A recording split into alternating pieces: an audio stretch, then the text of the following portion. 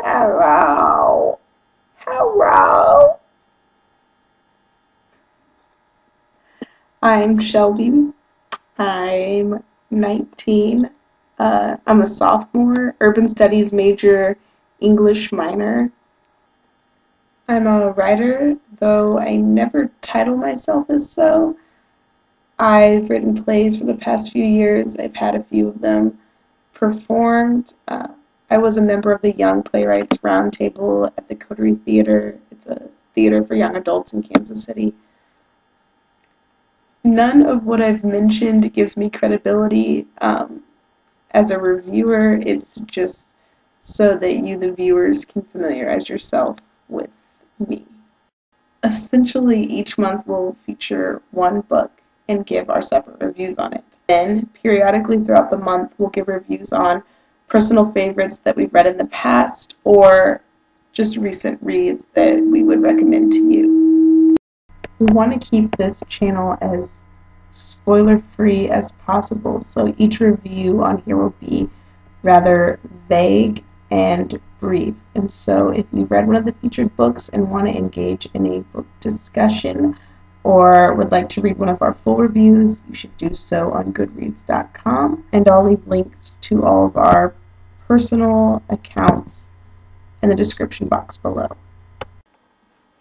I know it was mentioned before, but the featured book for this month is Catch-22. I started it just fairly recently, and because of the late start that each of us are having, I'm assuming that instead of the review being posted at the end of the month, that it'll be posted at the beginning of next month. At least in my case, it will be.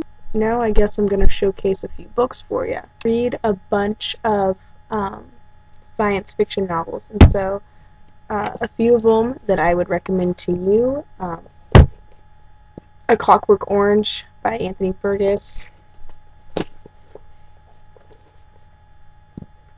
Brave New World by Aldous Huxley, and then George Orwell's 1984. Also, as far as science fiction series, The Hunger Games. Another book that I've recently read that brought up a lot of great topics, like global warming versus global cooling. Also kind of got me interested in the chaos theory. Michael Crichton's State of Fear.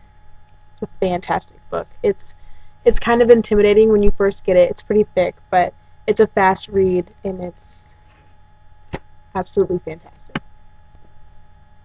If you haven't read it, Zen and the Art of Motorcycle Maintenance, Robert Pirsig. I read it my freshman year of college, and I'm in the process of rereading it. So, what happened to my lighting? Okay. One of the greatest authors of the 20th century, I think. Good old Kurt, and Hocus Pocus is one of my personal favorites. I had to read this one for my urban studies class, but I absolutely love it. Bicycle Diaries by David Byrne. Tim O'Brien, another one of my favorite authors. This is a romance novel that he wrote that I've yet to read. I'm looking forward to it. And one of my favorite books of all time, Tim O'Brien's The Things They Carried. Charles Dickens' A Tale of Two Cities. Now, since I write plays, I'm also expected to read them, and I love reading plays, so a few suggestions. Classic Shakespeare's Othello, and all the passages I have marked in there. I've read it several times, so there are different kinds of tabs in there. And then Mary Zimmerman's Metamorphoses, kind of a contemporary tale on some classic stories that we've all heard, and it's beautifully written. I've got some John Green books, Looking for Alaska, a collaboration he did, Let It Snow, Paper Towns, and I also have an abundance of Katherines. And then there's some recent purchases that I haven't read, but I intend to. I started watching this documentary series called Ancient Aliens, and they've made reference to this book a few times. It's called Chariots of the Gods by Erich von Daniken. So it's actually a Christmas present from Lisa. So thanks, Lisa. Life of Pi, which hopefully I'll get started soon. And then the Poisonwood Bible, which was recommended to me by a high school teacher and one of my best friends. One of the more recent books I've read, The Alchemist. I've also read a few self-help books. Men Are From Mars, Women Are From Venus, and then The 4-Hour Workweek. I don't know how practical this book will be to your situation. Chances are not very.